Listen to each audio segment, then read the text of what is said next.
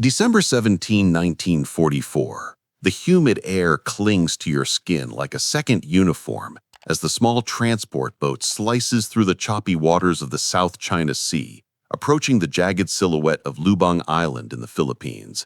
Waves slap against the hull, carrying the salty tang of the ocean mixed with the acrid scent of diesel exhaust from the engine straining below deck. You're crammed shoulder to shoulder with a dozen other soldiers from the Imperial Japanese Army's 8th Infantry Regiment, your Type 99 rifle slung across your back, its wooden stock damp with spray. The sun hangs low, painting the horizon in fiery oranges, but the mood aboard is grim. Whispers of American advances ripple through the group like wind through palm fronds. Hiroo Onoda, a 22-year-old second lieutenant fresh from intelligence training in the Philippines, stands at the bow, his sharp eyes scanning the emerging coastline. His uniform, starched and precise despite the journey from Taiwan, bears the insignia of a man chosen for a special role. Onoda grips the railing, feeling the vibration of the boat in his calloused hands.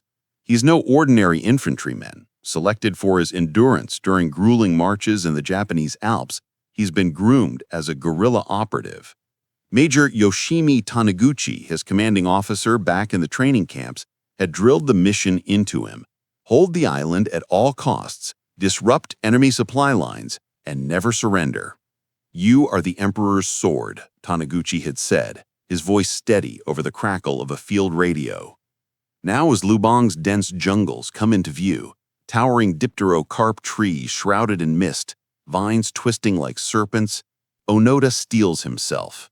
The boat's engine cuts out with a sputter, and ropes are thrown to waiting locals on the pebbled shore. You step onto the beach first in your mind's eye, boots sinking into the warm sand littered with coral shards that crunch underfoot. The air shifts from sea brine to the earthy rot of mangrove roots and blooming frangipani.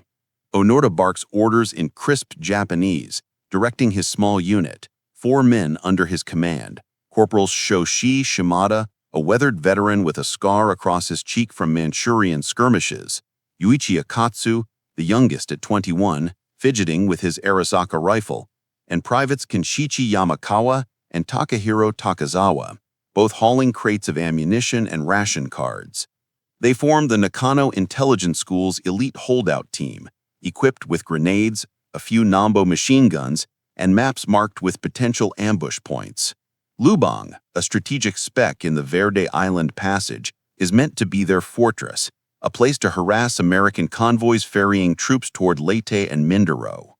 As dusk falls, the group pushes inland, machetes hacking through underbrush that snags at sleeves and draws beads of sweat down necks.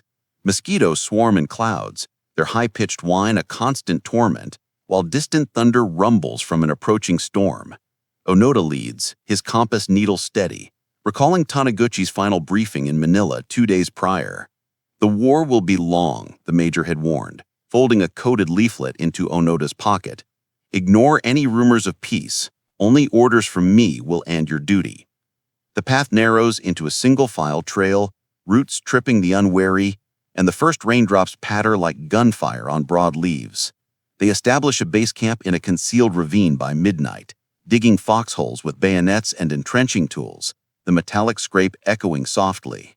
Fires are forbidden. Smoke would betray them, so they chew cold rice balls, the sticky grains flavored with salt and fatigue. Days blur into a rhythm of patrols. Onoda arises before dawn, the jungle alive with the calls of hornbills and the rustle of civet cats in the canopy. He assigns shifts. Shimada scouts the eastern ridges where American PT boats might slip through coves, while Akatsu sets tripwires laced with improvised explosives from scavenged dynamite. The island's 5,000 locals, a mix of Tagalog farmers and fishermen, eye the newcomers warily from bamboo huts. Some offer yams or fresh water from bamboo tubes, but Onoda enforces strict discipline: no fraternizing, no lights after dark. Tension builds on December 26th, when reconnaissance spots Allied reconnaissance planes buzzing low, their engines a distant drone that sets teeth on edge. Onoda signals the unit to ground, bodies pressed flat in the mud as shadows of P-38 Lightnings flicker overhead, the pilots oblivious to the hidden foes below. By early January 1945, The first skirmishes erupt. Onoda's team ambushes a supply cache near Loke, the crack of rifle fire shattering the morning calm. Bullets whip through banana leaves, splintering wood and sending birds exploding from branches. Yamakawa takes a grazing wound to the arm, blood soaking his sleeve as they drag crates of canned goods back to camp, rations meant for U.S. Marines pushing north. Victory tastes bitter. Onoda binds the injury with strips from his own shirt, the metallic scent of blood mingling with gunpowder residue. Whispers of broader defeats filter in from passing fishermen, Manila falling, Iwo Jima under siege, but Onoda dismisses them as enemy propaganda, just as trained. "We fight on," he tells his men around a dim lantern that night, its flame dancing on their determined faces. The jungle presses in, a living enemy of its own, with leeches swelling on ankles and fever dreams haunting sleep. As weeks turn into months, isolation hardens them. Takazawa vanishes during a monsoon patrol in March, swept away by a swollen river or perhaps captured. His absence a hollow ache. Onoda pushes harder, mapping hidden caves for supply drops that never come, the radio long silent. The war's tide shifts invisibly around Lubang, American forces landing on nearby Mindoro in December, their artillery blooms lighting the night sky like false dawns, but Onoda's world narrows to the green labyrinth, duty his only compass. The jungle's grip tightens as April 1945 unfolds, rain lashing the canopy in relentless sheets that turn paths into rivers of red mud. You feel the chill seep through your sodden uniform, boots squelching with every step as Hiroo Onoda leads the remnants of his unit deeper into Lubang's interior. Only 3 remain now: Shimada, Akatsu, and Onoda himself, after Takazawa's disappearance left an empty space in their patrols. The air hangs heavy with the scent of sodden earth and decaying leaves, punctuated by the occasional crack of a branch underfoot that could be a footfall. Onoda's face, gaunt from sparse meals of wild bananas and snared monkeys, sets in determination. His orders from Major Taniguchi echo like a mantra: fight on, no surrender, no suicide. They relocate camp to a steeper ravine near Mount Maya, where sheer rock faces offer natural barricades and a trickle of fresh water cascades from mossy boulders. American forces swarm the Philippines like ants on a fallen log. On April 1, distant booms shake the ground, artillery from the U.S. 25th Infantry Division pounding nearby positions on Mindoro. Onoda's team hunkers in their foxholes, fingers white-knuckled on rifle triggers as the vibrations rattle loose stones. Planes roar overhead daily now, B-29 superfortresses trailing vapor in the humid sky, their bomb bays empty, but the threat ever present. Shimada, wiping sweat from his scarred brow, mutters about supply runs gone dry. Their last rice sack molds at the edges, forcing them to boil ferns and roots that twist in the gut like wire. Akatsu, the young private, grows quieter, his eyes darting to the horizon where flares occasionally light the night, painting the clouds in eerie reds. By mid-July, the first signs of the war's fracture appear not in battle, but in the wind. A leaflet flutters down during a patrol, caught in the vines like a white flag. Onoda snatches it, unfolding the damp paper under the dappled light filtering through the trees. Printed in Japanese, it declares the impossible. The war has ended. Imperial forces have capitulated on August 15th. No, wait, the date is wrong. These must be forgeries, time to demoralize. Surrender now, it urges, promising safety and repatriation. Onoda crumples it, his voice sharp as he addresses the group around a smoldering fire they've risked for warmth. Enemy lies. Only Taniguchi's word counts. Shimada nods, tossing a stick into the flames that snap and pop, sending sparks skyward. Akatsu hesitates, fingering his bayonet, but the discipline holds. They burn the leaflet, the acrid smoke blending with the jungle's perpetual mist. August 1945 arrives with monsoons that flood their hides, washing away ammunition caches buried in shallow pits. Rumors trickle from terrified locals, fishermen paddling close to shore, whispering of atomic devastation in Japan, of the emperor's broadcast renouncing war.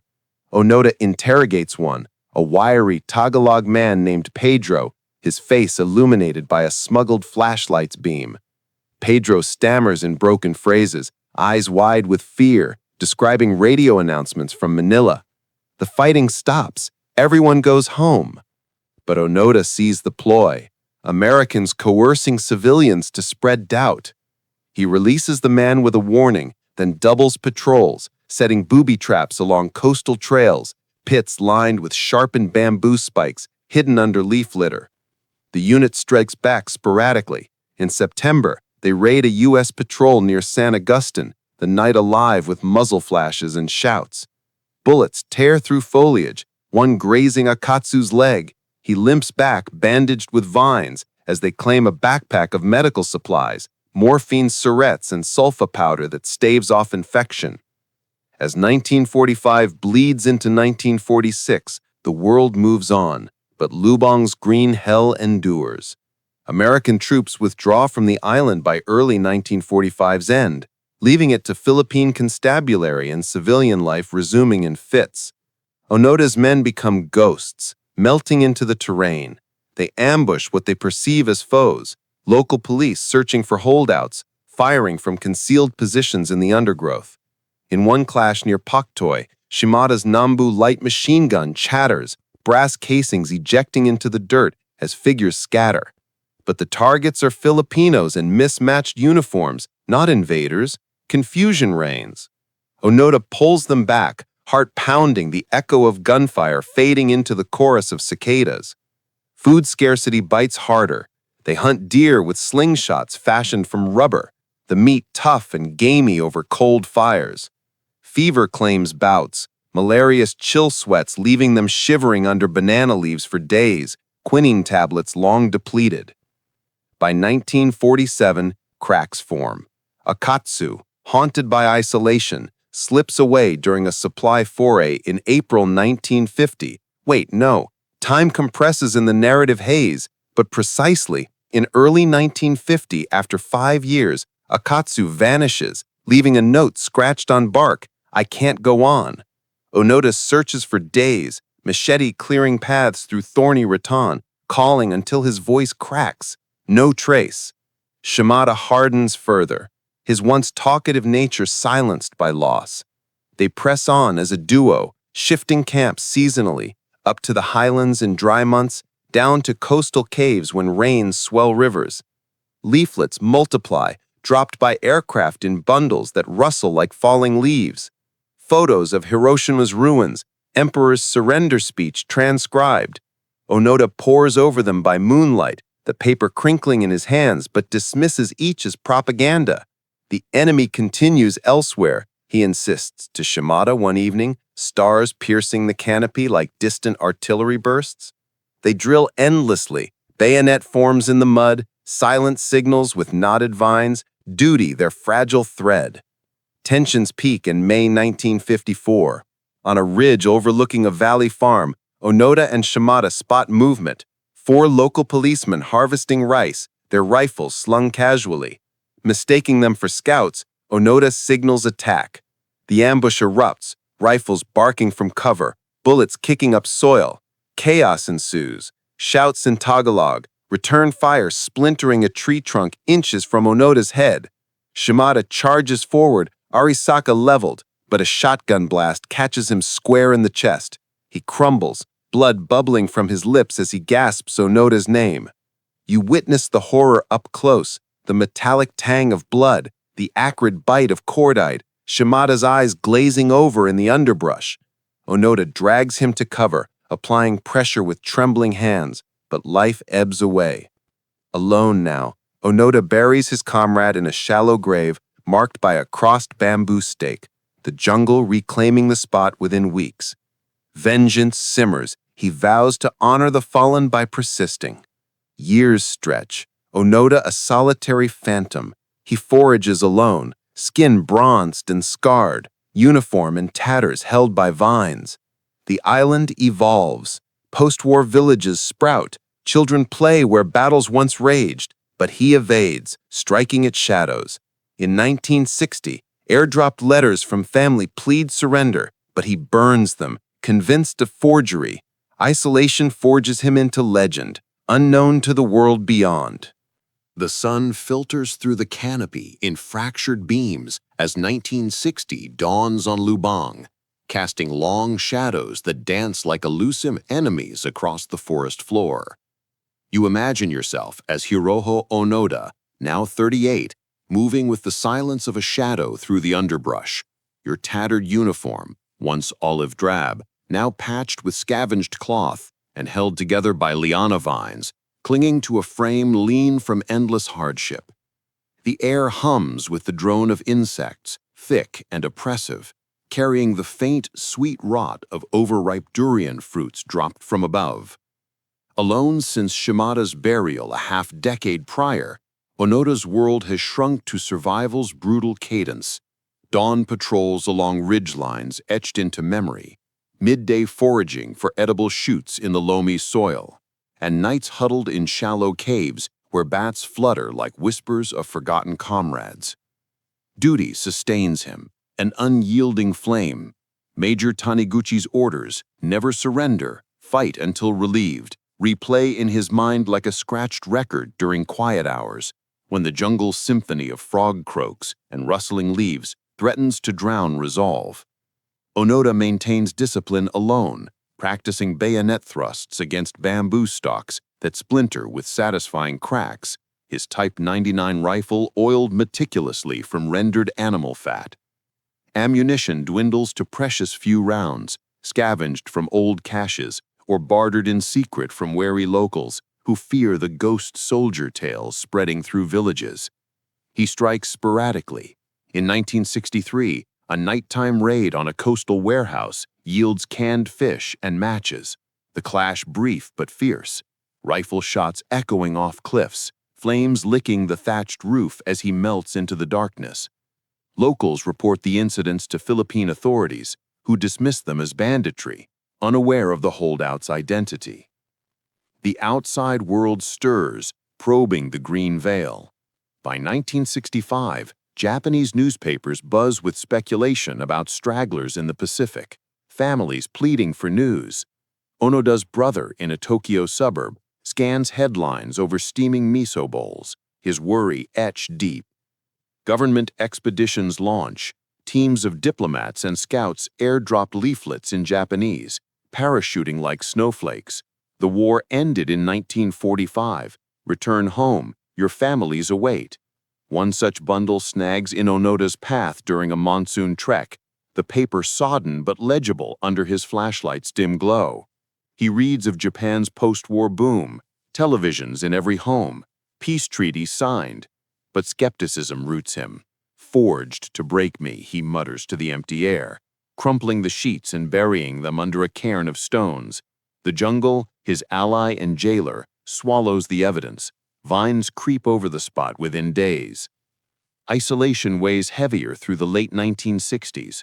Malaria flares recur, chills racking his body as he curls in fevered delirium, visions of training camps in the Alps blurring with Lubang's mists. He treats himself with herbal poultices, boiled guava leaves wrapped in banana fronds, the bitter taste grounding him. Food cycles through scarcity. Wild pigs snared with pit traps, their squeals cut short by knife. Cassava roots dug from hardened earth, roasted over smokeless fires, kindled with flint and dry tinder. Onoda charts the island's changes from afar, new roads scarring the lowlands, jeeps rumbling where water buffalo once plodded, children in school uniforms laughing near streams he once patrolled. Temptation flickers, a glimpse of normalcy, a farmer's lantern bobbing homeward, but duty clamps down. He evades capture, slipping past search parties like smoke. In 1972, a ripple disturbs the stagnation. Norio Suzuki, a 24-year-old Japanese adventurer with a thirst for the lost, arrives on Lubang. Disguised as a student, Suzuki treks the trails with a backpack of provisions and a camera slung over his shoulder, the air alive with his determined breaths amid the humid haze. He's heard the legends, the holdout who refuses peace, and seeks him not for glory, but curiosity. Weeks of fruitless searches yield only echoes, until May 1974, when paths cross in a sun-dappled clearing near Gabaldon. Onoda emerges from cover, rifle raised, his voice steady but edged with wariness. "Who are you? State your unit." Suzuki, sweat-streaked and earnest, lowers his hand slowly, speaking in Japanese. "The war is over. Hiroo Onoda, your country needs you home." They talk for days, Onoda skeptical, grilling Suzuki on details, Tokyo's skyline, the emperor's health, proof mounts, photos of rebuilt Japan, a transistor radio crackling with news broadcasts. Doubt cracks, but Onoda holds. "Only my commanding officer can relieve me." Word reaches Tokyo. The Japanese government, sensing closure, dispatches Major Taniguchi, now retired, graying but resolute from his civilian life. On March 9, 1974, Taniguchi steps onto Lubang shore, the sea breeze ruffling his suit as locals gather, murmuring in Tagalog. He tracks inland with an escort, the path muddy from recent rains, arriving at the rendezvous point, a grassy knoll ringed by ferns. Onoda approaches cautiously, saluting sharply, his uniform a relic of another era. Taniguchi returns the gesture, voice formal over the rustle of wind in the palms. "Lieutenant Onoda, the war ended on August 15, 1945. You are relieved of all duties." The words land like a ceasefire. Onoda's shoulders sag imperceptibly, eyes misting as he lowers his rifle, the weapon that defined 3 decades. No tears, just a nod. "It is my duty to follow orders."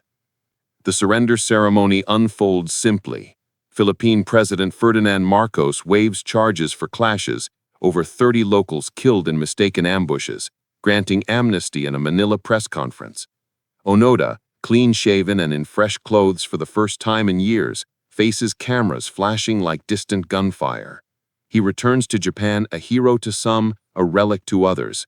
Crowds throng Narita Airport, cheers mingling with protests from those scarred by war's memory. Taniguchi walks beside him, the bond of command unbroken. Onoda reflects in interviews, voice measured. "I followed my orders."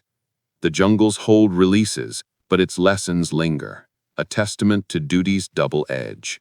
March 1974. The fluorescent lights of Manila's Ninoy Aquino International Airport buzz overhead like persistent mosquitoes, a stark contrast to Lubang's natural hum, as Hiroo Onoda steps off the plane onto the tarmac. The tropical heat wraps around you, familiar yet alien, without the jungle's damp embrace, carrying scents of jet fuel and street food vendors hawking grilled skewers from carts.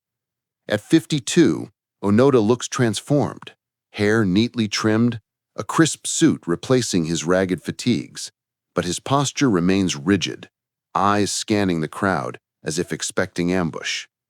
Reporters swarm, cameras clicking in a frenzy that drowns out the roar of arriving flights, their questions shouted in English and Tagalog.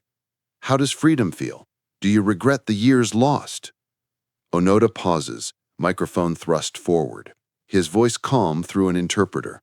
"I have no regrets. I followed my orders."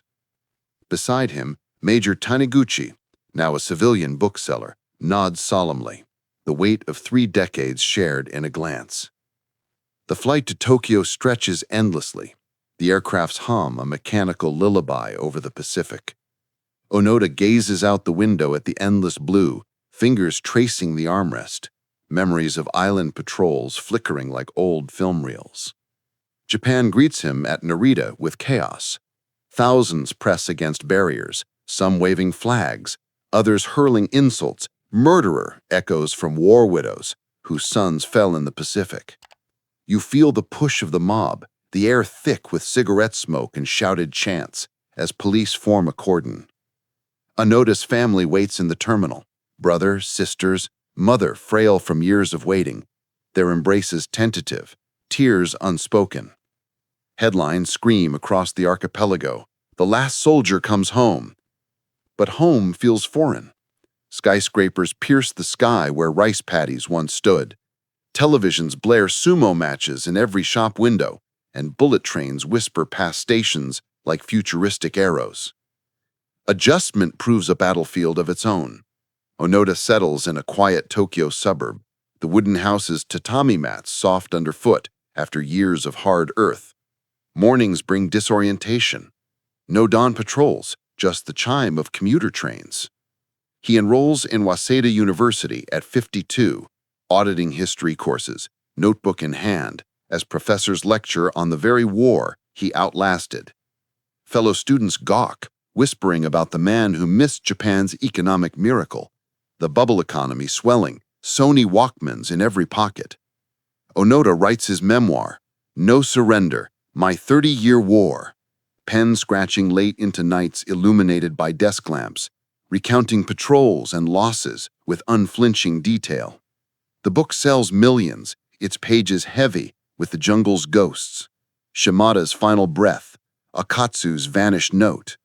Publishers flock, but Onoda shuns glamour, donating proceeds to Lubang locals affected by his raids, families of the 30 killed in clashes, their grief a debt he acknowledges quietly. Public life pulls him into the spotlight. In 1975, he visits the Philippines again, standing on Lubang's shores where the transport boat once landed. Waves lap the beach unchanged as villagers approach, some with wary eyes, others offering smiles and woven hats. President Marcos hosts a banquet in Malacañang Palace, crystal glasses clinking under chandeliers, where Onoda toasts reconciliation. The jungle taught me endurance, but peace demands forgiveness. Back in Japan, he speaks at schools, voice steady over auditorium murmurs, sharing lessons on duty's peril. Blind obedience can blind the soul, he tells wide-eyed children, the words landing like rain on parched soil. Controversy simmers. Leftist groups protest his honors, viewing him as a symbol of militarism, while conservatives hail resilience. Onoda navigates it all with the same stoicism that carried him through monsoons, declining political overtures to live simply, gardening in a small plot where he plants bananas reminiscent of foraged meals.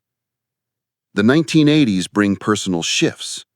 Onoda marries in 1976, a quiet ceremony in a Shinto shrine, the scent of incense mingling with cherry blossoms. His wife, Machie, a former tea ceremony instructor, supports his ventures, a ranch in Brazil's Mato Grosso, where he breathes cattle under vast skies that echo Lubang's openness. You envision the dusty trails, Onoda on horseback, lasso in hand, the work grounding him amid expatriate life. Letters from old comrades' families arrive, bonds forged in absence. He returns to Lubang periodically, trekking familiar paths with guides, the undergrowth parting like old friends. In one visit, he kneels at Shimada's unmarked gravesite, now overgrown but remembered, placing a stone as offering, the jungle cycle unbroken. Aging tempers the legend. By the 1990s, health falters, jungle fever's echoes in joints, a persistent cough from damp years. Onoda pens more books, including The Way of the Warrior, reflecting on Bushido's double blade, honor and loyalty, tragedy in excess. He advocates for education, founding a school in Tokyo for at-risk youth, teaching survival skills minus the rifle, knot tying, fire starting, the jungle's gifts repurposed. Interviews soften. On NHK specials, he admits the pain of isolation. I missed my mother's cooking, the sound of laughter. The world watches films inspired by his tale. Onoda, 10,000 Nights in the Jungle premieres in 2021. Actors portraying his patrols with gritty realism, earning nods at Cannes. On January 16, 2014, at 91, Onoda passes in Tokyo, surrounded by family. The news rippling globally. Obituaries praise his endurance, a human footnote to war's folly. His ashes rest in a hillside cemetery overlooking the city he barely knew during his vigil. Legacy endures. Museums display his rifle, a rusted relic. Schoolbooks cite him as cautionary. Duty's limits in peace's light. Onoda's story, born in shadows, illuminates the cost of unyielding orders, a whisper from the Pacific that echoes still.